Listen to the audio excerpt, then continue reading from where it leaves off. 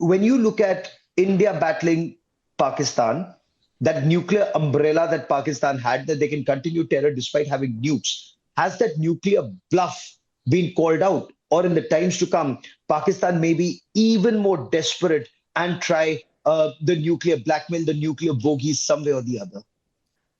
I think it's actually been called out, and I'll be focusing on. I think this is the major point, and again, international media not paying attention to this, that was a giant leap in strategic leadership to say, look, just because you have a nuclear weapon, you're not going to get away with anything. And I think it did put Pakistan on notice that all your past activity, even based on historical precedents, no longer will that be allowed just because you have a nuclear weapon. And it's reckless for you to think that. I think hopefully this changes even in deterrence theory, that it is possible to respond to this without getting to that area where somebody thinks that it's okay to just start talking about nuclear weapons. That's for survival.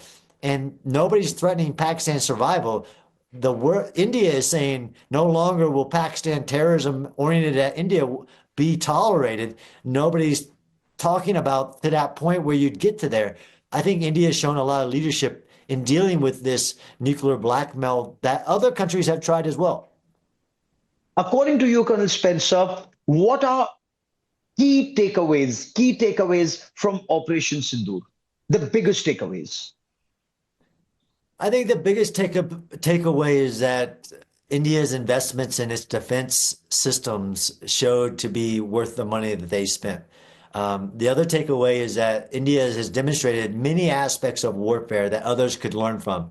The transparency in the operations, the civil, as in the political leadership statements immediately, the actual restrained but very deliberate use of force that isn't escalatory, but and not jumping up the escalation ladder. There's the biggest one, of course, but I think is just the sheer, because I deal in war, and people have lots of ideas on war. The objective analysis of this is India showed its superior military capabilities and strategic independence. Information warfare is an integral part of war, especially going ahead. Is that an area where India needs to do a lot more? Because Pakistan's misinformation and disinformation campaign, and your appreciation why a section of the Western media, academics and analysts are unable to accept the truth.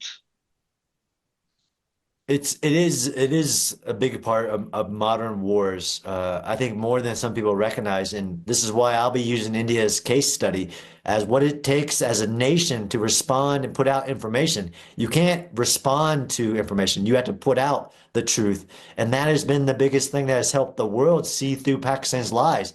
I mean, when you have the New York Times calling out Pakistan's lies, that's pretty impactful because they don't usually do that, in my personal opinion. But do I think that India could have done better in information operations space? That's a great question. You can always do better, but I think this is a demonstration of what right looks like. Just the immediate communication, all the ministers on the same sheet of music, the military giving exact details, the following of the laws of war, all of that was an immense demonstration. But this is a small test. We'll see what the path going forward, because now there's even more misinformation is coming out about what will happen and what is the future of this. But it's been interesting, and I think India's approach even to the Western media, like, why are you keep saying certain things, whether that's Trump statements or Pakistan statements, and thinking there's a balance. I saw somebody talking about both sides. Look, we need moral clarity. Like, there's only one country sending terrorists into another to do terrorist attacks, and it's not India. Oh, absolutely. Couldn't agree with you more. And especially as somebody who's covered counter-terror operations for over 2.5 decades, it's absolutely bizarre the manner in which, some in the West are unable to accept the truth. Even when you speak of Western publications, if they're accepting the truth, but it's almost as if half-heartedly, because there's so much information in public domain. There's so much transparency in the battlefield, because Balakot 2019, they didn't, despite, facts being put out in public domain, future of warfare, future of Operation Sindoor. You think, with your experience looking at urban warfare in Afghanistan and Iraq, and especially Afghanistan, because Pakistan had a major role there, will Pakistan once again hit back? I covered the Kargil War of 1999, and even when Pakistan was retreating, defeated after a ceasefire, it kind of struck back. It was beaten back, but it did. And the impression is that even when they're retreating, there is a counter attack that they do. SOP, that standard operating procedure with them. You think it'll happen once again here, either through terrorists or through their armed forces? Yeah, one, I don't think they're going to give up on their state back of terrorism, even though this was a strong new doctrine that's been established, but they're willing to sacrifice terrorists. It is a great question. I try not to get into forecasting because I understand how uncertain it is. I personally believe that I don't think they will. I think this was a very methodical action, counter reaction. And now we've seen the immediate lies trying to save face within themselves.